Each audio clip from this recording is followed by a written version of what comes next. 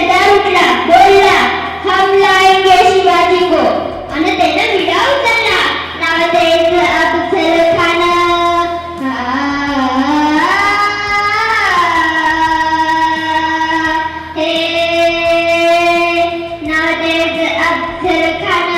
जिथं जाता जरूर शैतान. खान बोलला छाती ठोकून, शिवपाला टाकतो चिरडून. कौतिक झालं दरबाराचं. खान निघाला मोठ्या गुरमीत. त्याचं घोडदळ पायदळ फौज पाटालही पक्कड. अंगी 10 हत्तीचं बळ, पाहणारा कागद सळसळ. कौतिक भेटून त्याला चिडली. खेतीत खानाची सेना निघाली. गावं उडली, देवळं उद्ध्वस्त केली. आया बहिणीची आवं उडली. कोण कोण रोखणार हे मात्र. आता शिवबाचं काही खरं नाही. इकडे निजाम, तिकडे मुघल, पलीकडे इंग्रज. जो तो हेच बोलत होता.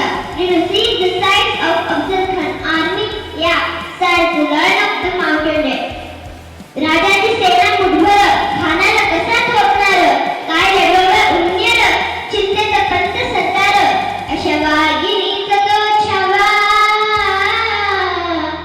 अशा वाघिणीचा तो छावा. गणी मालक साठे चावा. डोक्यात गणी निकावा. बेडीचं झाडं सांगावा. प्रतापगडावर आमने सामने भेटीनं सांगावा. खानानं हसत हसत कबूल केला. दिवस ठरला आणि दिवस ठरल्याप्रमाणे प्रतापगडच्या पायथ्याशी खान.